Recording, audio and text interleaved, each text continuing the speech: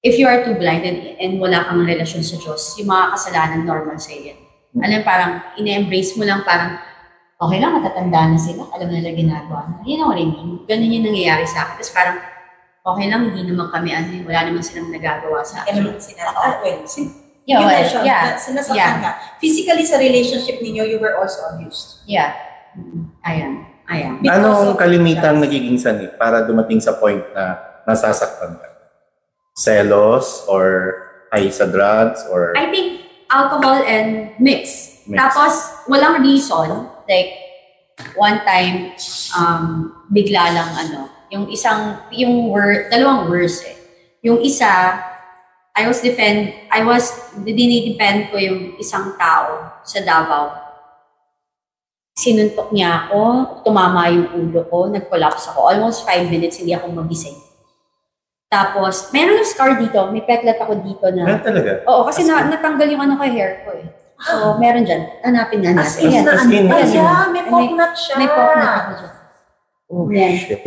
So, nahulog ako. Ganyan karami yung buhok na natanggal. Hindi, naano ko eh. Hindi nga ako dinala sa hospital. Ganun palagi, hindi ako dinala sa hospital. So, yung isang worse... Ilang years na kayo neto, ma'am? Yung unang pananakit sa'yo? Bago lang. As in, pa lang. And it's public. Public. Maraming tao nung nangyari. Kasi gano'n naman siya. Pag lasing na or wala na siyang pakialam. Yung isa is like, we're home. I'm home. I took a shower. Kasi yung bahay namin, dati sa Alabang, is yung shower and cabinet area ko, dressing room ko, magkahiwalay. Sa kanya iba din. Pero nandun sa masters kasi yung akin. So dumating siya, lasing siya and everything. Hindi niya nga raw matandaan yun eh. Hindi ko alam kung sinabi lang niya.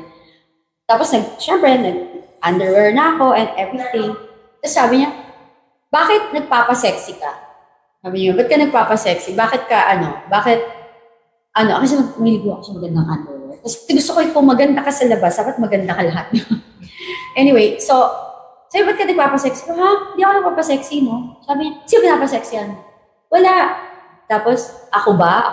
Ganun siya. Oo naman, ikaw lang naman eh. Ganun na lang ako. Kasi alam ko na yung trigger, diba? Ayoko nang patulan. Lumapit siya sa akin, sinaksak niya ako ng ballpen sa side. May scar din ako dyan. Ayan, oh. Dumugo. Ballpen? Ay, saan naman galing ballpen? Meron yan. Sa kanya, may siya sa ballpen. Yes, meron keloid ba na? May keloid. Para siyang hindi siya keloid eh. May tawag dyan, hindi ako keloid. May isa pang term. Basta pa, anak siya sa balat ko. Tapos, I have a friend. Sabi ko, kasi na-infect. Meron na parang hindi ka rin ng hospital. Oo, buti hindi nalakas. Kasi ayaw mo. Ayaw ko rin. Tapos ang ginawa, tapos tinago ko rin sa maid, Tapos ang pinalabas ko, kasi na-infect. Yung para siyang nagkapigsa. Kasi kung may pigsa ako, tapos yung friend, may isa akong friend, nagtanong pa ako sa kanila na, uy, may pigsa ako, ano bang gamot dito? Para makakuha ka ng gamot. Oo. Na parang paano ko ba gagawin? Pero alam ko ng betadine, tapos pero natatakot ako that time na pag pumunta ako ng hospital, ma-question ako. May ganun ako eh. Alam mo yun? Di ba parang, may iskandalo, no? Oo, parang palagi ko iniisip kasi ang dami na nangyayari sa akin, lahat ng tao, gina-judge ka na everything. So, at iniingatan mo yung pangalan niya. Oh, of course. Kasi mahal mo. Mong hindi lumaban because malaking tao ba siya? Hindi, kasi mahal ko siya. Gaga. So, gaga ka. Di ba gaga ka nga daw sa pag-ibig? Tanga, gaga, martyr, nangalabot ako sa kwento niya na parang, kung ako yun, nakasampal na ako. Of course naman. Siyempre, binato ko rin naman siya ng cellphone. Pero nakaapat naman ako cellphone na nasira. Pinapalitan naman niya the next day. Alam mo, pinagtatawanan ko po ito ngayon, pero noong mga panahon na yun, I was so broken. Kasi, sabi ko nga sa inyo, kapag talagang yung Diyos binuo ka na ulit, lahat yan, mapag-uusapan mo ng walang hiya, hindi ka mahihiya. Kasi kinikwento mo yung katotohanan, experience mo sa buhay. Nung pag nagiinuman sila all the way, nandun ka, ano lang ginagawa? Nakaupo, nagsisilbi. Kasi, nagluluto ako eh. Ganon. Tapos ako nagsaserve kung anong kulang, inaasikaso sila. So nakikita, although sinabi mo na naman, nakikita mo sila harap-harapan. Yeah. Gaano karami or sino madalas ang may dala ng supply? Halos lahat sila may kanya-kanya. Bit-bit na. Meron na, may dala na sila. Or either nasa driver, nasa pouch, ganyan. Ma'am, Nasa yung mga lumabas stash na na controversial video na lumabas dun sa Amerika, canister or yung Canister pinaka yun. Oo. or Parang yung plastic plastic container, yung no? ulit. Ganun ba ang lalagyan nila? Kasi, eto ha, iba-iba kasi. Kasi yun yung front, pwede kasing kunwari, asin yan, sugar, alam mo yung ganun. Kasi di ba, pag may mga container ka, yun nga, pwede namang tawas. Kanya-kanya, may mga code nga sila, di ba? Sa white shirt, meron pa silang, shucks, naiba ko yung notebook ko eh. Nasulat ko to eh. Talaga. So, pero yung pinaka natatandaan ko, white t-shirt. Kasi White natatandaan ko, t-shirt. sabi ko, kunin mo na yung 20 na white t-shirt. Tapos buti nalaman ko yun, yung 20 grams. Diba? Pwede ka na makulong. Ma'am, yung nandun sa video, ganun karami rin ang nakikita mo. Ibig sabihin, bawat individual sa kanila, may ganun karami laging Hindi bitbit, ko wala. naman, sa akin, hindi ko nakikita na ganun karami. Ang nakikita ko lang, kasi meron yan sila. Meron pa nga may necklace pa sila eh. Yung parang minsan may necklace okay, nila, na nandun. parang may kutsara. Oo, tapos yung parang kutsara na gold, ganun. Meron pa yung parang locket. Iba-iba eh. Ang dami kasi Para-paraan, eh. no? Oo, para-paraan. Meron din iba, publicly talagang ginagawa nila, they don't care. So personally lang dinadala, hindi dumating sa point o wala ka nakita na ultimo yung mga security nila, mga bodyguard nila ang tagadala nung... Meron.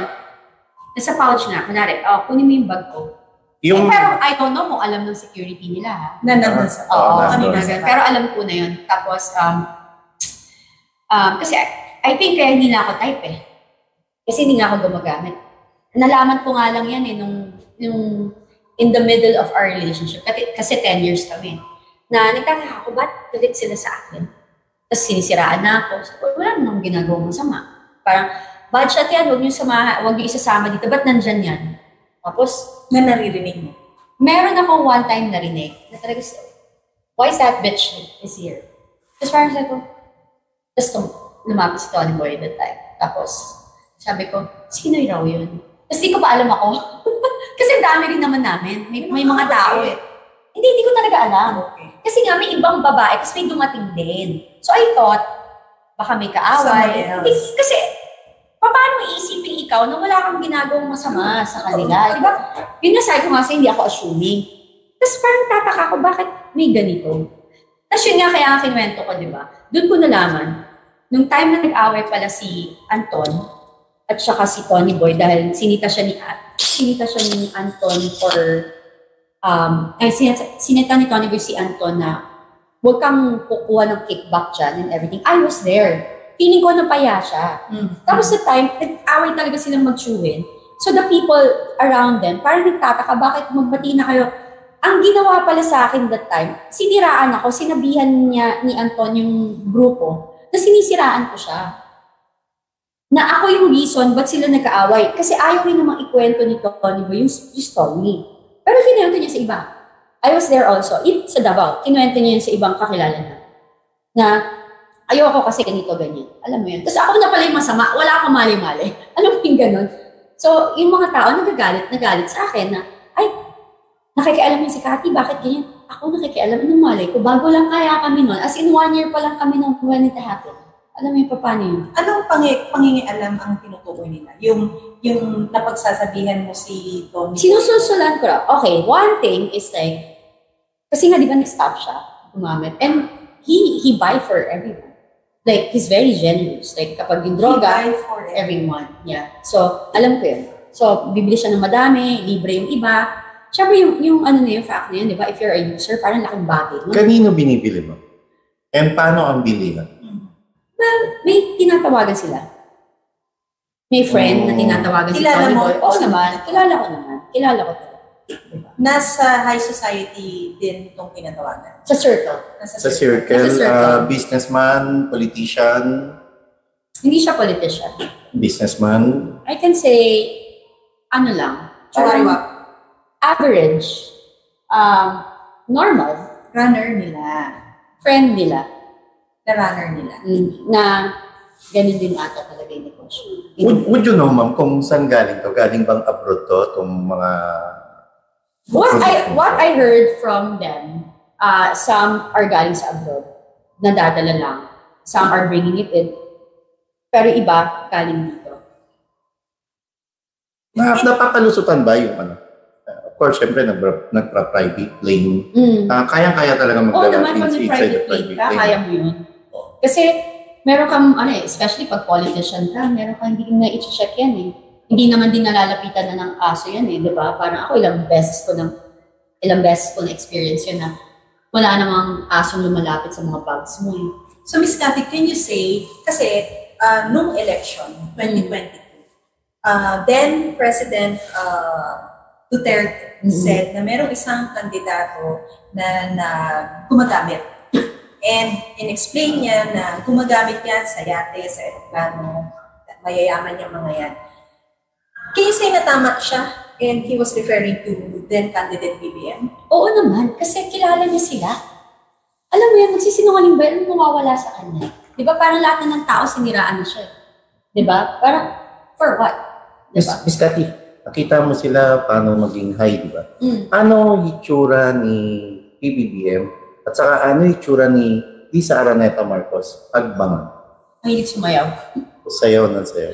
Tsaka happy. Tsaka, si Lisa yan. Si Lisa. Si BBM, kasi very siya eh. Di ba sabi ko nga, very reserved in a way. So, no first time ko siya na-meet, masumit siya. Okay. Si BBM. Feeling ko that time kasi nasiraan na.